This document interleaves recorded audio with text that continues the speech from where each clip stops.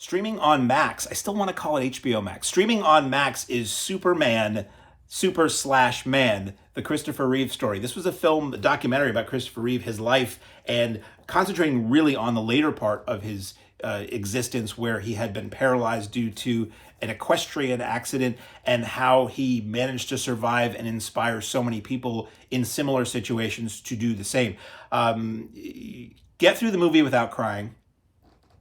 And you're probably a better person than most people I talk to. Everybody who has seen this, that before I watched it, said, yeah, have the tissues ready. And it's true, because for so many people, myself included, Christopher Reeve was Superman.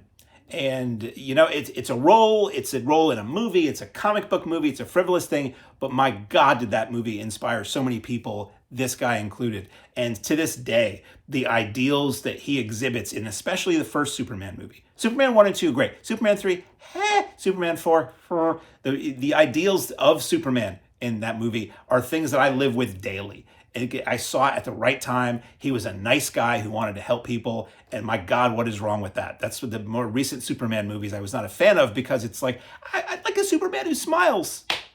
I like a Superman who's a nice guy, So anyway, not reviewing those, I'm reviewing this. This was produced by DC and in theaters very briefly. It's really cool that stuff like this does get a theatrical release. I was surprised it actually played a few weeks in theaters, because a lot of times these things will be put into theaters for, a weekend or a week or one night, really just to promote it for streaming, to basically, create a lot of buzz and make everybody go to the streaming service. So it now lives on Max, and it's really well done.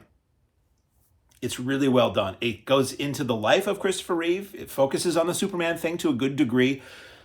Not as much about a detailed making of those movies as how he got the gig and how it impacted him and how it impacted the world and generations of people beyond that, and how, it's really, really touching. It's really amazing. It's a warts and all story of what his life was like. It had been documented he did do a biography called Still Me that was about all of that in great detail, excruciating detail. But this film does that, and it utilizes a lot of Christopher Reeve interview footage, whether it was from the audiobook version or other things he had done.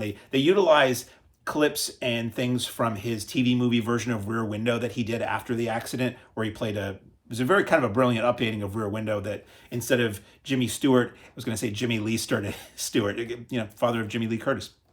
Jimmy Stewart in a wheelchair and being slightly incapacitated. It was Christopher Reeve, paralyzed from the neck down, which is much greater terror when somebody's trying to get you and you just can't get away.